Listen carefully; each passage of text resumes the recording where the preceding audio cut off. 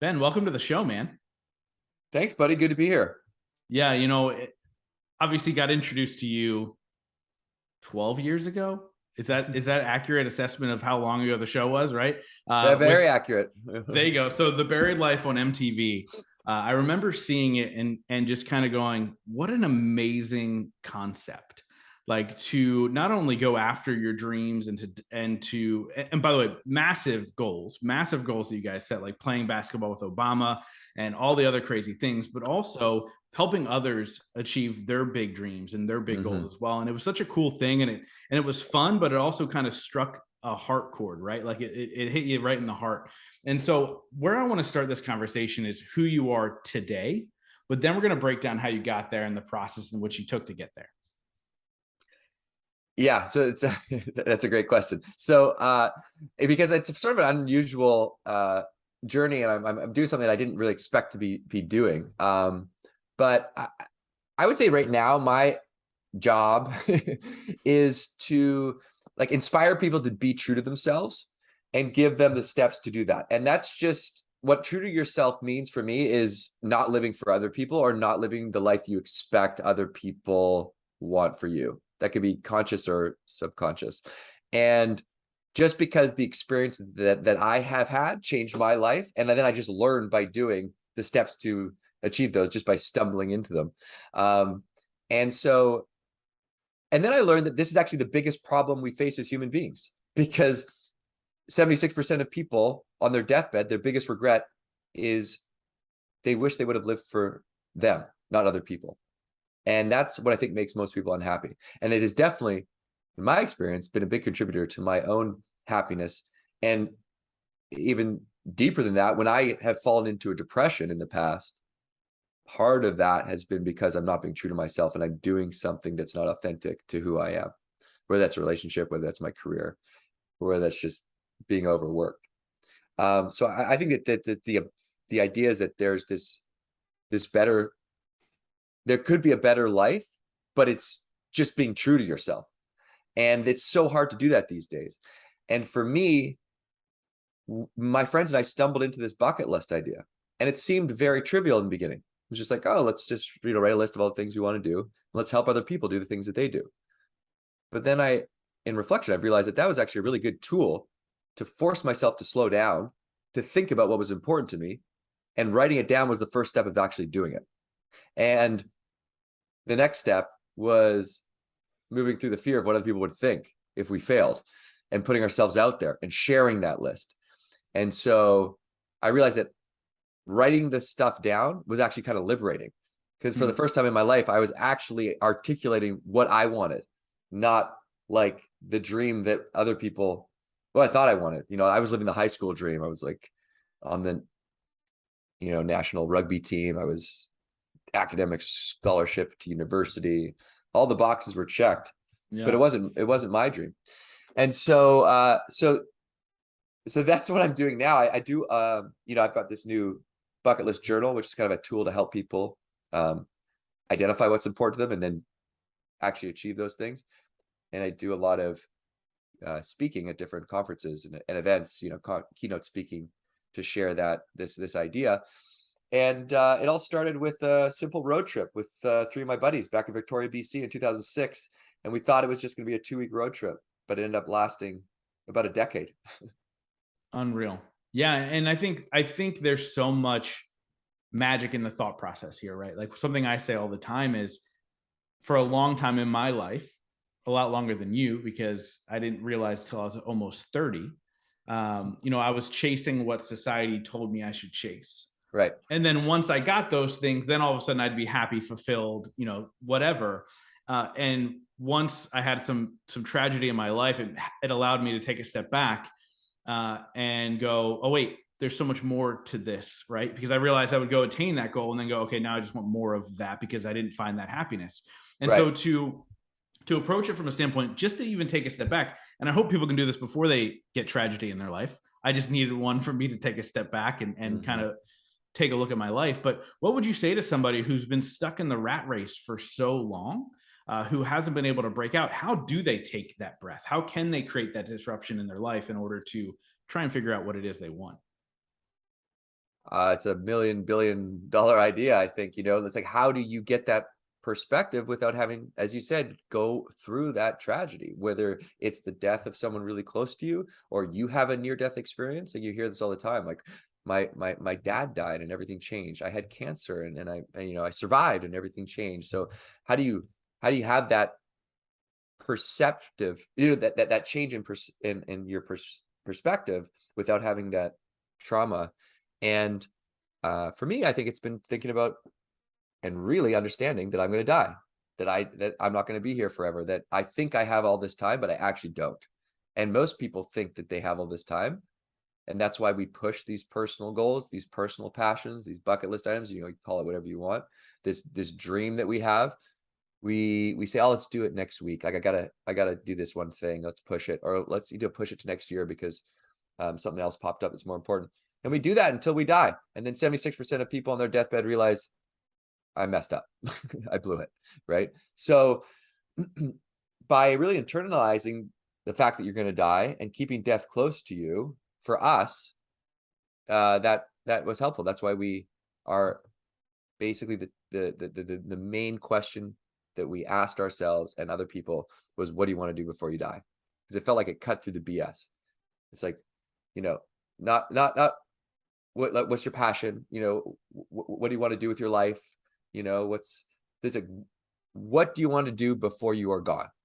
And so by imagining yourself on your deathbed and asking your future self, will I regret not doing this? That is a good indicator of how important it is to you.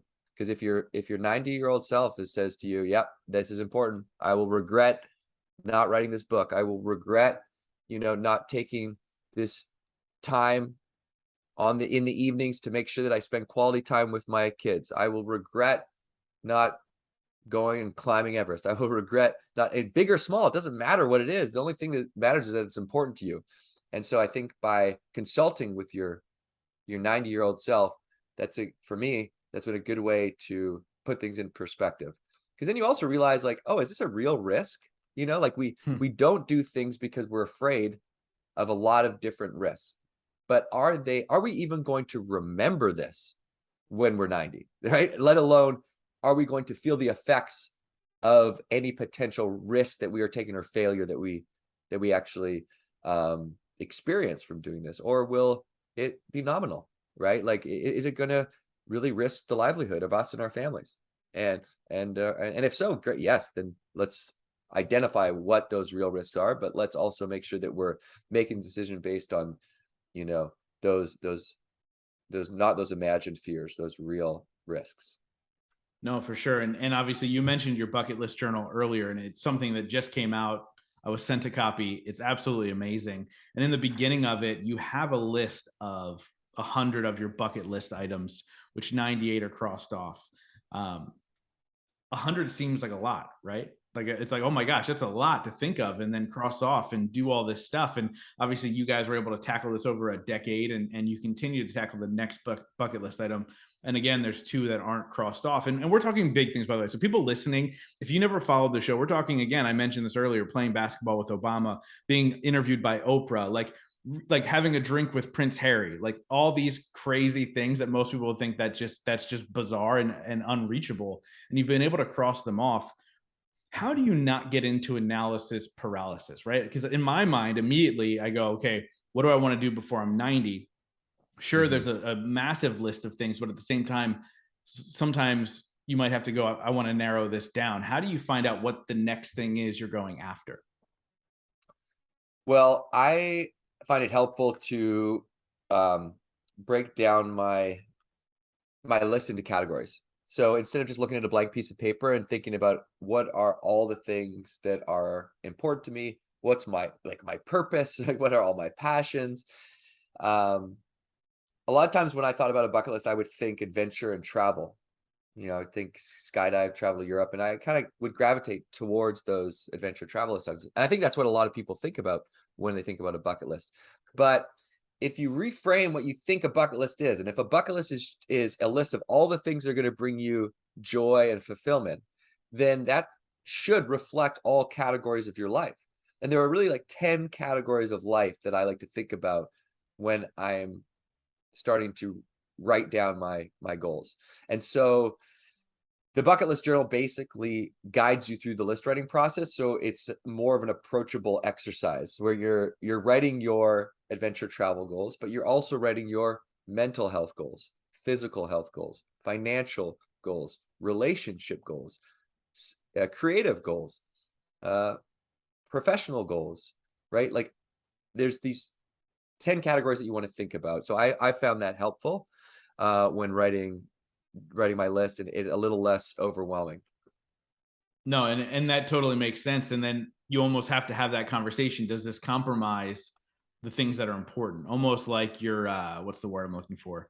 Like your core values, right? Like I think Mm-hmm. those 10 categories are genius, because I think it leads to a lot of, okay, what are my core values? We make sure that these bucket list items that are fulfilling aligns with everything in my life as well. And maybe I'm thinking too much into this because this is the world I come from. But does that make any sense to you at all? Yeah, because your core values are your core, like who you are. And so, you want to make sure that everything you're doing is giving you energy, right? It's making you feel more alive and therefore more like yourself. And that's really, I think, the goal is to feel more energized by life, and have more fun, and to be true to yourself so you can make your biggest impact. Because when you're doing the things that you love, you're more alive, you have more energy, and then you therefore can deploy that energy. And therefore you are more powerful and you can make a bigger impact. So, you know, understanding what those values are, that's effectively writing your list. Like what are the things that you stand for and what's important to you, and therefore that acts as a filter to identify the actual things that represent those values. No, for sure. And now you find yourself now traveling the country or the world really, and speaking on massive keynote stages to organizations, to events themselves. I imagine I don't know how old you were when you guys did the buried life, but I imagine at that age you weren't like, I'm going to be a full-time motivational speaker helping people all over the world unlock their dreams. But now you find that I imagine it lays with your core values of, this is where I belong. So how Mhm. important is being able to shift your goals and shift your Mm. bucket list items as you grow and evolve and more opportunity arises? So important, arguably the most important, which is why I think it's key that you write your list in something that you're going to keep, so that you can do exactly that. You can update it as you grow, so that as you evolve. I mean, if you step back, it's very simple. Humans change, therefore your goals and your dreams and the things that are important to you change. Period. So therefore your bucket list has to change. So it's not a game to try and cross off as many things as you can. It is about making sure that your list reflects what you truly want. So as you grow, your list grows and it changes. I'll tell you what, a lot of the things that we did when we first started Buried Life, I don't want to do. Right now. I would like streak a field and get away, to ask out Megan Fox, like survive on a desert island with nothing. Like a lot of these things, compete in a crumb competition. I have no interest in doing these things. But at the time, I wanted to do them. And so we did them. And I'm happy that we did. And I'm happy that I don't have to do them now. So like I've, you know, your goals right now are very different than the goals you had 5 years ago, 10 years ago. And so the important thing is to reflect enough so that you are, you're not just doing the thing that you set out 10 years ago. Like, a lot of times we get on this path and we're like, okay, like I'm going to continue to climb this ladder, whether it's like the corporate ladder or it's like any ladder that you are on your path. And deviating from that feels like a failure because you have to start from the beginning, quote unquote. But you're not starting from the beginning. You're just pivoting and using all the tools and everything you've learned from this experience that you've had, and you're moving into the direction that you need to go. So you're recycling your career, or you're recycling, anything that you're doing, and you're applying it to what you do. Like you didn't just like decide you wanted to be a podcast host and there was like you had this linear path to doing it. It's like, no, you like followed this inner sort of drive, this curiosity, and it unraveled into this path because you followed your passion and it turned into this thing. And not all our passions need to turn into our business, because there's also a double-edged sword there. But I think it's important that we make sure that we identify what those things are and at least carve out time to make sure that we take time for them. Yeah, man. And it's so funny you bring up like the podcasting. Like I didn't set out to be a podcaster, right? Like I 6.5 years ago when I started podcasting, I would tell people I had a podcast and they would go, "What's a podcast?" I was stumbling through it as well, trying to figure it out. The original idea behind me doing it was I wanted to connect with amazing people and learn from them. And that has just continued to evolve. And then what happened later was the tag of podcaster came and it became a business. And I've been able to grow multiple businesses outside of it. But it was really, again, following a passion, right? I wanted to connect with incredible people and pick their brain and learn from them and get into quote unquote rooms that I couldn't get into before. And a lot of what you're doing, or what you did on the show and what you've done since then, is find ways to get in rooms in order to help kind of reach that next goal. And I love that relationships is one of your categories, because I think relationships are game changers. Relationships are the things that lead to the next thing, the next opportunity. And if you're talking love relationships, it could be that partner that grows with you through life. And what have you noticed through all of the incredible people you've been able to meet with and network with and all of the things? How important has relationships been to you in living a fulfilled life? Oh, big question, and a good question. So for me personally, I have two different answers to this, or not two different answers, but there's two different ways that I think about your question. One is the importance that relationships have for me are that it's one of the most, I would say, nourishing and important pieces of my life are my relationships with my family and with my friends.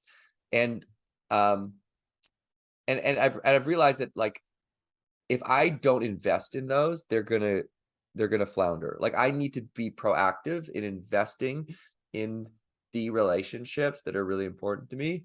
And if I don't, they are the first things to get pushed under the rug. And so I have to be intentional about that. So I need to identify the relationships that I really value, and I make sure that I invest in them, whether that's calling them, whether that's making sure I take time to see them, whether that's checking in on them. Because what I've realized after going through some difficult times, and I've known that you've gone through some difficult times as well, is, and I've struggled with depression in the past, and that's what actually led to the buried life for me, was a very deep depression in university, where I actually dropped out of school, got dropped from the national rugby team, couldn't leave my parents' house. And I've had a few depressions since then, but anytime I go through some hard times, my support network is so robust, and my friends step up in so many incredible ways, that I've realized that that's all that matters. All that matters is being there for the people you love. And so I try and be there for the people that I love, to show them how much I care about them, so they understand that I will be there and I am there when they need me. Because when shit hits the fan, that's what's meant the most to me, is friends calling me daily, seeing if I'm okay, whether it's when I'm going through a breakup or it's whether I'm just having a tough time. It's being able to rely on them, that, like, if I need help, I can call them, and at any time they'll be there. And knowing I have that behind me. Mm. And so that, in order to nourish those relationships, you have to be intentional about the time you spend. So that's one answer to your question. The answer, as it relates to my career, is what I've realized after you just sort of doing this for a long time, is that the best way you can build relationships is give without expecting anything in return. And it's a very hard thing to do, because even on some level, a lot of the times we are giving for something. Even if it's just like, hey, I'm going to give this to somebody because, maybe down the line they're going to hit me back.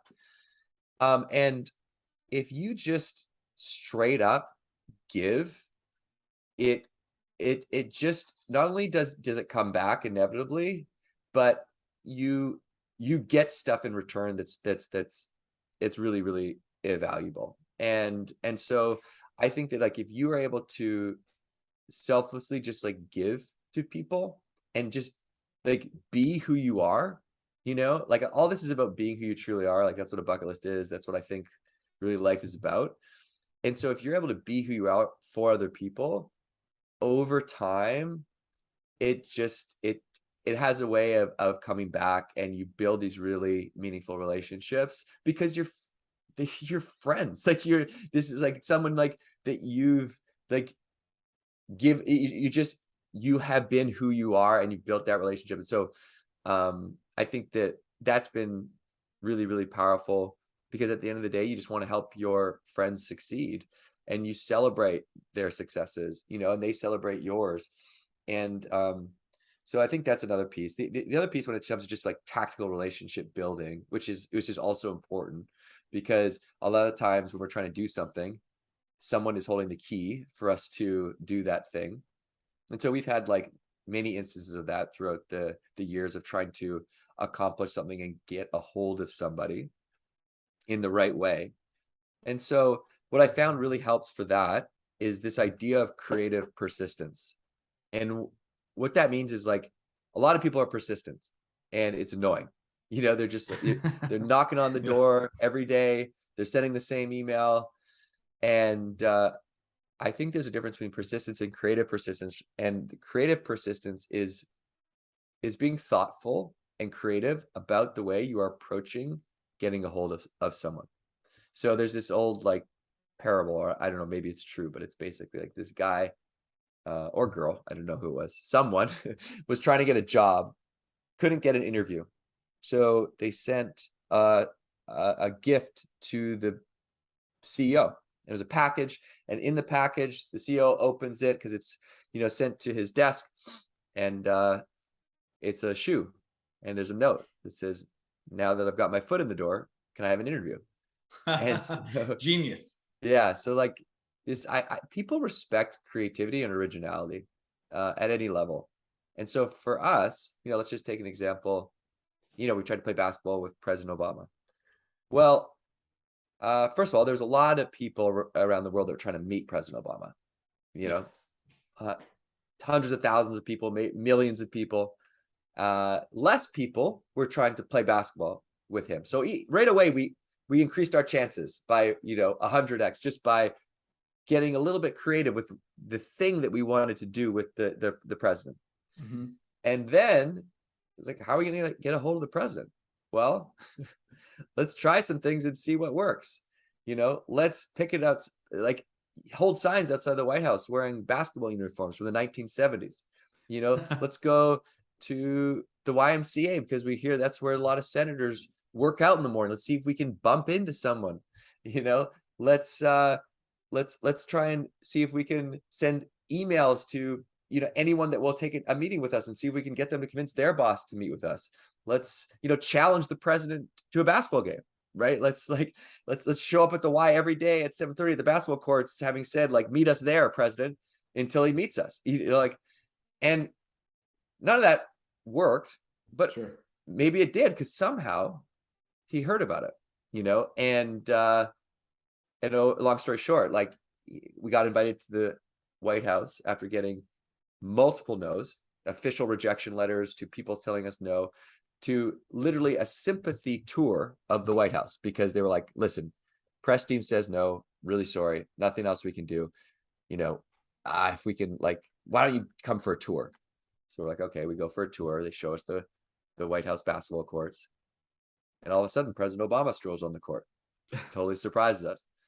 And so, you just, I think that creativity, that originality, like whoever you're trying to get to at some level, at some point in their life, they were where you are now.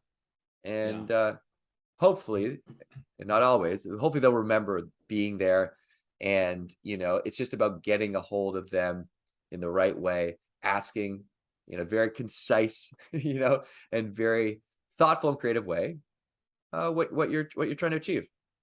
Yeah, so much wisdom in everything that you said there, right? From giving unconditionally without any expectations to getting creative and trying to reach out to people. But that's everything in life. That's not even necessarily your bucket list items, right? Like just being Yeah. creative in your processes and how you approach life in itself will make life more enjoyable. Now, I have to ask, as you were strolling through the White House for this tour, was there a thought in the back of your head, maybe he's going to show up because you did so much? Or were you totally like, he's not showing up?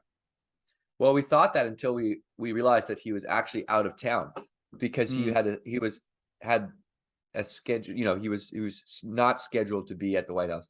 And it turned out he stayed because he had to pass a bill. So we heard from the personal aide of the president, the president's not going to be in town, but you can come by. And so that's so we were, in the back of our minds when we went there, we're like, oh, could it happen? But once we heard he was out of town, we were like, well, okay, it's probably not. So yeah, no, that's crazy. So on the list in your book, and I'm sure your list in life has been much longer than this and continues to grow, but there's two things at the end. One is to host Saturday Night Live, and the other one is to go to space. Are these two things that you're still actively working towards, and how's that working out for you so far? yeah, so the number 100 is go to space, and that's really the one that I'm focusing on. And so I'm working with Worldview, which is sending these pods up to space. This is right to the edge of space, actually. So they send this 8-person pod up. It's like a big helium balloon that's like 3 football fields in length, and Wow. takes like 2 hours, 3 hours to get up. You're up there for an hour, and you come back down. And so we're talking about doing some really cool things around like dream fulfillment of helping people go to space that have that on their list, and getting up in one of the, if not like even a test flight in end of 2024. So That's yeah, I awesome. mean, commercial space flight is a real thing, as I'm sure you know. And I actually moderated a panel at South by Southwest this year on the democratization of commercial space travel. So, it was like the head of Worldview, the head of Space for Humanity, the head of the Space Federation, the American Space Federation, Commercial Space Federation. And so it's just talking about how, it's not just billionaires that are going to be going to space very soon, right? Like this is something that is still expensive, but it's going to be more approachable. And the whole idea for me of why I want to go to space is because I want to experience the overview effect. And the overview effect is the effect that astronauts have talked about experiencing, where you see the Earth from this vantage point, and you have this perspective and this feeling that we are all one. And the beauty of the Earth is kind of creates this imprint on you, and you come back and you have this feeling of oneness. And so I think that it would be a great experience. And obviously, like, who wouldn't want to experience that? But I think that it also I think it ties back to maybe just this idea of having these moments that shift your life, and can change your trajectory. It doesn't need to be a big moment. I think that if what I've always found interesting is that we've had, I'm sure you've had, and I've definitely had little moments in my life that have changed my life a little bit. It doesn't seem like a lot, but over time, it's actually changed my life. So Yeah. whether it's like a very good teacher at school that believed in me or said something, or, a piece of advice from a family member. And I like the idea of the analogy of it. If you hit a golf ball off by like 1 degree, it doesn't seem like a lot, but by the time it lands, it might be like 20 yards off center. So this one shift that you can make now can actually change your whole life. And that's actually an empowering idea, because it means that, you actually don't have to have this monumental shift to create this big, long lasting change. It's just like small things that will change. And everyone has the ability to change their life in any moment. That's the cool thing, right? Like, Yeah. yes, everyone is in different circumstances. And I think it's important for me to articulate that I feel very privileged to be able to have done the things that I've done in my life. And I know that everyone's journey is different. But when you look at the list, the bucket list, this whole thing is not about the accomplishments. It's about doing the things that are important to you. So it could be big, it could be small, but it's really about being true to yourself and allowing yourself to say what you want, and letting go of what other people think, because that's hard to do. And just taking that first step towards that thing, because that could be the little tiny shift that ultimately will change your life. Dude, I love it. And obviously the main focus being hopefully you're shifting in the right direction, right? Like, because Right. the other side of that is you shift in the wrong direction a tiny percent today, and then where do you go from there? And I think that leads to so many more questions, and I feel like we could talk for another hour about that type of topic in itself. But I want to ask you a question Mhm. that I ask every single person on this show, and it's a two-part question. The first part is, what is your definition of success? And the second part is, Mhm. what are three things you do every single day to ensure that success for yourself? So my definition of success is I feel energized, like I feel like myself, and I sleep through the night, because usually those are interrelated. Because if I'm sleeping through the night, it means that I'm not worrying about and I'm not anxious about things, because I'm someone that worries a lot. Therefore, it keeps me up. And if I don't sleep, I'm in trouble. So if I'm sleeping through the night, I'm not stressed out. And therefore, I feel more like myself during the day, and I'm more energized, and I'm able to be the full expression of myself. And therefore, I'm able to do what I do the best, right? Like, be a better friend, be a better speaker, be a better writer, show up for people in the right way, have more fun, enjoy life. And so that is my metric of success, which is harder to stay aligned with a lot of times, because we sort of have this default of like more, more, more. Like, I need to make more money. I need to grow my business. I need to do more in my life. And I constantly have to like check myself and be like, is that actually what I want? Like, do I actually want to do more? Like, or Yeah. do I actually want to do less? And I think that that is a constant battle that I have with myself. So the your second question was, how do I ensure that I achieve those things, those success sort of markers, is well, I I mean, it sounds simple, but I try and one, identify what those things are that are going to make me feel energized. And so that's where the list comes in for me, is taking time to think about what's important to me, and then prioritizing those things, building accountability around those things, making sure that I'm not blocked by different fears around those things, and making sure that I am creating inspiration by taking action, which means like I'm not over planning. I'm actually creating my own inspiration through movement. So I'm uh like, action is a plan, and sometimes we over plan and we get paralyzed by that. So we forget that actually taking action is the plan. Mm. So, and you learn as you go, and you don't need to over plan. And and that's the way that I've experienced, I've been able to achieve some things, is just by just doing it. So that's one piece. And then another thing is really paying attention to my energy, and how I am feeling. And if I'm starting to feel down, or if I'm starting to feel depressed or stuck or tired, then it's probably my body telling me that I'm not being true to myself in some way. Like, I'm not being authentic in an area of my life, or um and so I need to look at that, and that those are when hard decisions have to be made.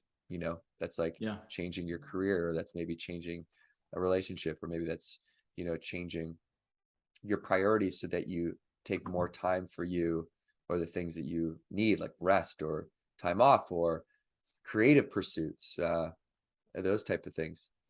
um and I think accountability is another thing, talking about this stuff with people around me, with friends and therapists and stuff like that. And by talking about them, they become more real, and then you feel accountable to those people, and then they can keep you accountable. Yeah, dude, I love all that stuff. So I want to ask a question that to you that is like an OG question on my show. Like I used to ask every single person in the show, or this question. I haven't in a really long time, and I'm always like, why don't I ask that more often? It's such a Mhm. great question, but I feel like you're the guy I should bring it back with, because everything that you've talked about all goes back to one day we're going to die, Mm, right? And so how do we enjoy this one life that we get? And so my question for you is, at the end of your life, if you yeah. could only be remembered for one sentence, what would that sentence be?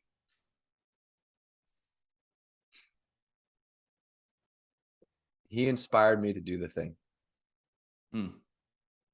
I love it, man. And it's definitely something that you're doing every single day. And I think, the bucket list journal is something that's going to help people take action, because the first step is to write it down, right? Write it down, make it real, and put it out in the universe. So let's get to the important stuff before I ask you the final question. Where do people get the journal? Where do people, get more information on you? What's all the good stuff? You can get the journal at writeyourlist.com. So that's writeyourlist.com, or you can just search it on Amazon. I think it's the first thing that pops up when you search the bucket list journal on Amazon. And best way to stay in touch is through Instagram. Or I just launched a TikTok, so that's a good way to sort of like that's where I'm most active. And that's where you can find other things, like I talk about a mental health toolkit, which are just like things that I've learned throughout the years of going through my downs, of things that I feel have helped me. And I talk about, steps to achieve your goals. So that's all on through the Instagram bio link. But I would just say, what would be really cool is if you could just write your list and then send it to me, or send it to Justin, or share it with your community or your socials, and just put it out there and see what happens. See who might be able to help you, or just see what happens when you actually share it and you start to feel like, oh shit, like I actually need to do this stuff now because I actually told everybody I was going to do it, right? Like that's what happens when you share your dreams, is you then feel a little bit accountable. And then if you can get someone to check in on you, or you can send updates to an accountability buddy, then you're really going to increase your chances of success. And that's really what the bucket list journal is at its core. Is it's your accountability buddy, right? So you write your list in those 10 categories. And then now that you've identified the things that are important to you, then you just start to move through the top 3 barriers that stop people, which is there's no deadlines for personal goals. So you got to create accountability. Like there's no one's going to come by and smack you when you haven't done your bucket list, right? You're not going to, your boss isn't going to come down and say like, smarten up, you got to do these things, or you're going to get fired from your job. Like nothing happens, which is why we don't do them. So we need to create like accountability. So that's why you choose an accountability buddy. That's why you set a deadline. That's why you set a real reward. Like what's something that you would like actually love?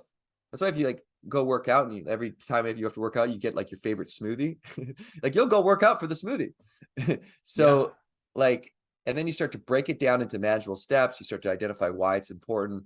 So it's just like a process backed by research from Cornell around like, first they found that the number one regret people have at the end of their life is not living for me. So you regret the things you didn't do. You don't regret the things you did. And the top 3 reasons that they identified are fear of what other people think, or fear of failure. So it's like we talked about, identify the real fears. There's no deadline, so we got to create accountability. And people are waiting to feel inspired to go after these goals, but the inspiration is rarely going to hit you out of the blue. So you got to be the architect of your own inspiration through action. Yeah, that's huge, man. And, I'm currently writing a book, and I've shared that on this podcast, and I've shared it with other people that, I know will hold me accountable. And I get messages every day now saying, hey, how's the book coming? How's it going? Actually, right before we hopped on a call, I got an email from somebody just checking in on the book. I'm like, all right, I guess it's going down. I guess we're actually going to have to finish this book. And it's so true though, because if they weren't checking in, I wouldn't set aside the time to write. Because otherwise, there's so many things on my checklist day to day that would easily be the thing where I go, no. But the accountability of people going, hey, I want to read this book. Where is it? Keeps me going, keeps me writing, keeps me inspired. And I think that that's so key. So thank you for sharing that. But everybody listening, please go get the bucket list journal. And Ben, I want to ask you a question and wrap up this interview with the same question that I wrap up every single interview with. And that is, in your life, what has been your biggest moment of growth? Wow. In hindsight, I think that gosh, that's such a hard question because I would say my biggest moment of growth, I would say probably, so when I told you that when I first got depressed in university, I dropped out of school. I got dropped from the team, the national rugby team. And I was literally had to be pulled out of the house by my friends to, who brought me to a new town that next summer to work with them. and forced me to go with them basically. And I was forced to get a job. And then I started talking about what I was going through for the first time. And all this helped me build confidence and understand that I wasn't alone in these feelings, which was huge, because the first time you go through a mental health crisis, you're like, I'm screwed up. Hmm. You know, you don't realize that this is the human experience. Yeah. And so, but the biggest moment of growth started happening when I started hanging out with different types of people that I realized were giving me energy and inspiring me. And it wasn't that I was hanging around bad people, but I wasn't hanging around people that were inspiring me to think about what I truly wanted and what was possible. And the moment that I made the conscious decision after that summer to just surround myself with people that inspired me, it completely changed my life. Because the first call I made was to a filmmaker from my neighborhood named Johnny. And Johnny had a brother named Duncan, still does have a brother named Duncan, and our other friend Dave. The four of us came together after I called Johnny, because I was like, hey, I want to make a movie and you make movies. Let's make a movie. And that started The Buried Life. And that started this road trip that ultimately ended up changing my life forever.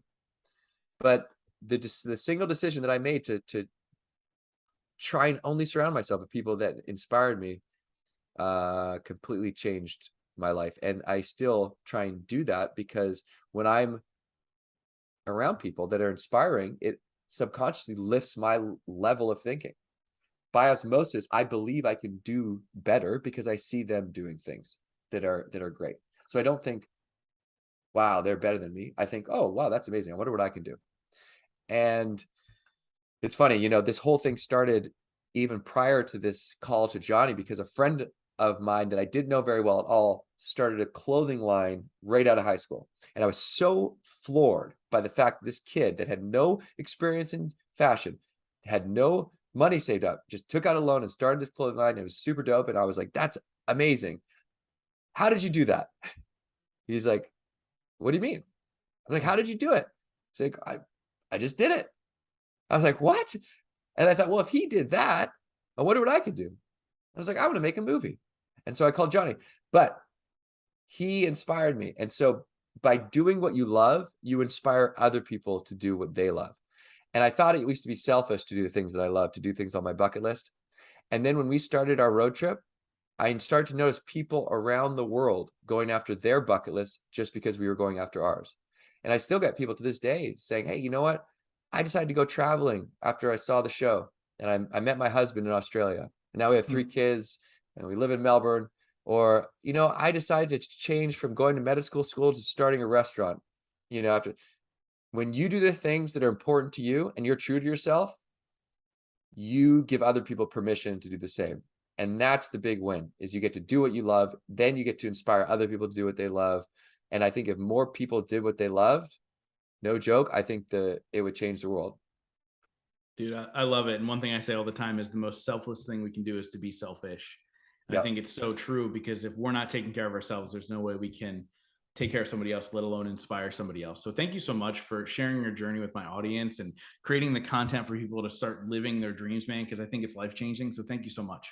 Thanks, man. I really appreciate it. It's been really fun.